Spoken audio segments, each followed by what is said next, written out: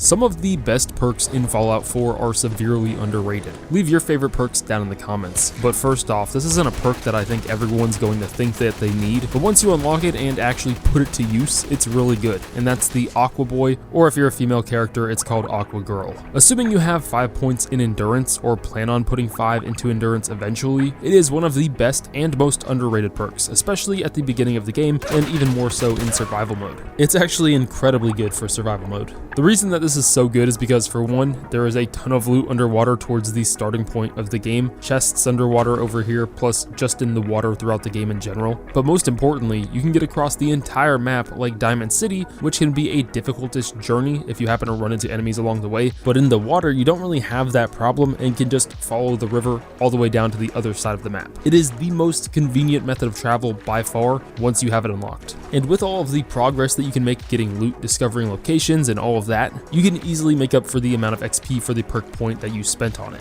because you can get to really any location with special loot, like for example the Lucky Bobblehead, which is found over here on the map.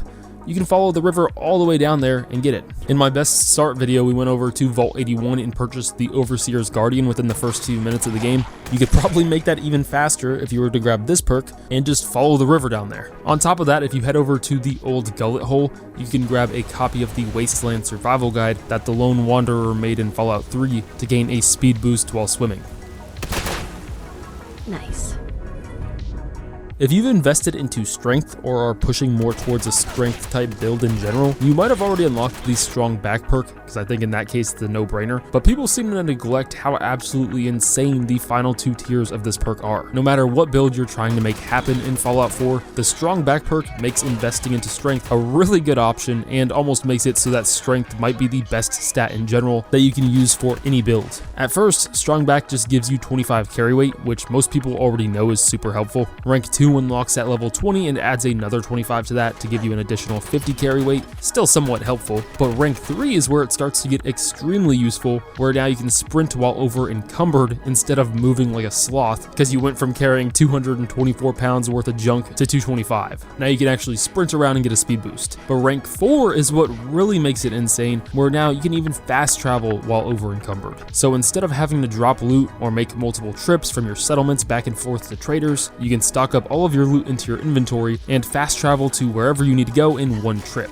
The downside to this is that you do need to be level 30, so it comes pretty late into the game, but that sort of makes sense since it would be crazy overpowered if you could just come out of the vault and load up on 1,000 pounds worth of loot and then just fast travel over to Diamond City to get rich. And all of these require 6 strength. It does not go up as you go up in tiers. For our next perk, I think a lot of people prefer something like Fortune Finder for some extra caps, but I think that perk is nothing compared to Scrounger, where it pretty much does the same exact thing, but with ammo. At rank 1 of Scrounger, you get a 40% chance to find more ammo in any container that you loot. And unless you're the complete opposite of me, you're going to loot everything anyways, even if you don't plan on it. At level 7, you can grab the level 2 version of Scrounger, which increases the chance from 40% to 70%, and at level 3, it goes to 100%. But if you choose to invest all the way up to level 4, once you reach level 37, the description of it says that there is a chance to gain ammo, which sort of sounds like it might just give you another round or so once you hit that last one, but it actually gives you an entire magazine. I personally hoard ammo like crazy. At the beginning of the game, it's to actually use the ammo, and then later it's because it's like carrying extra caps. Once you have enough ammo stacked away, it basically feels like having unlimited caps, because then you can just keep selling however much ammo you need to buy whatever you're trying to buy. It's pretty great, and Scrounger just makes getting ammo a million times easier. Ever since I started grabbing it, I have never had an issue with ammo. So there are a few different ways to increase the XP that you get to level up fast in Fallout 4. One is turning the difficulty up, the other is leveling up intelligence, which increases the XP that you get by 3% for each point that you put into intelligence. So at level 10 intelligence, you get 30% more XP than you did at level 1. And then you have the Idiot Savant perk.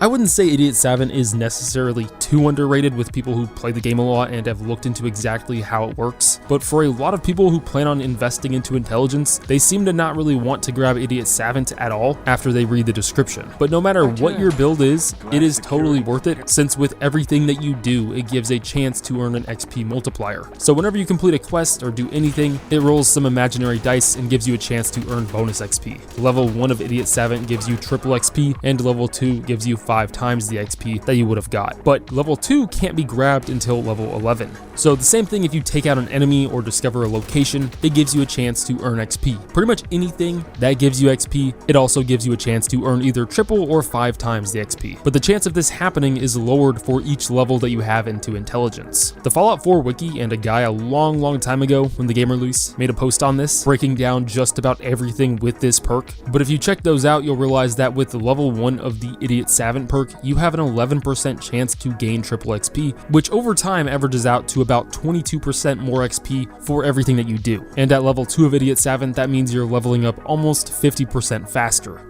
While leveling up intelligence, even if you go all the way up to 10 points into it, Idiot Savant only has a 2% chance to give you triple and 5 times XP, but still between all of that averages out to 4% more XP, and means that even at level 10 intelligence, using Idiot Savant is still the maximum amount of XP that you can get. Having intelligence leveled up really high without Idiot Savant, or the opposite where you only have Idiot Savant and no points into intelligence, are worse than having maxed out intelligence and Idiot Savant at the same time. So grabbing level 1 as well as level 2 of Idiot Savant as soon as possible is totally worth it, especially since Fallout 4 doesn't really have a level cap and you can essentially max out everything if you put the time in. It's just crazy hard because of how much XP that requires, which is why it's so dang good to have this perk as soon as possible. Idiot Savant pretty much makes it so that if you don't invest into intelligence at all, you can still get way more XP than the intelligence bonus would have given you alone. But even if you do max out intelligence, you're still gaining XP with Idiot Savant, and although the intelligence lowers the Idiot Savant bonus, it makes up for it with the amount of extra XP intelligence itself gives you. Moral to the story, the best way to maximize the amount of XP that you're getting is to use Idiot Savant. If you look directly above Idiot Savant, you will find the Mysterious Stranger perk, which is something I have always used in every other Fallout game for every single playthrough I think I've ever had. But I don't see it used a whole lot in Fallout 4, and I think that's just because it gets lost in this gigantic list of perks. If you've only seen the Fallout TV show and are new to the games, the Mysterious Stranger is literally just the Ghoul from the show.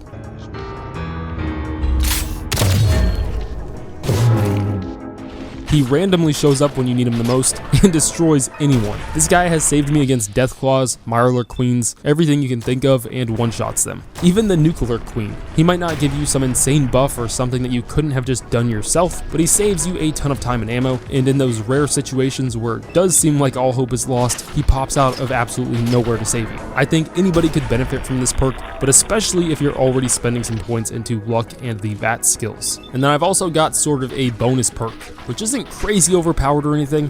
It's not like the best perk out there, but is somewhat useful that I don't see many people using, and that is Black Widow. Because of the Black Widow perk, I would almost argue that female characters are actually the best characters to pick in the game. Black Widow gives you 5 to 15% increase to damage when dealing with male characters, and depending on the level, gives you more and more buffs to persuasion dialogues with male characters, plus the ability to make intimidation easier against them. The reason this perk is so good is because most of the enemies you run into in the game are male. This perk even includes ghouls. Unless you're talking about non-hostile NPCs or traders, where traders are actually mostly female, you run into a lot of men in this game. But most of the dialogue options in the game, like with Father, Kellogg, if you for some reason don't shoot him first, and pretty much any major character in each faction and in the story are male. So it's not that this perk is crazy overpowered, it's just that it's a pretty average perk for male characters, which then it's called Lady Killer. But then with female characters, I feel like this is just a no-brainer to grab for them, especially if you're going with an intimidation or charisma build. I do hate how much better this perk was in other games though. They've definitely nerfed it since like New Vegas. But that's pretty much it. Leave your favorite perks down in the comments and subscribe for more Fallout 4 videos. See ya.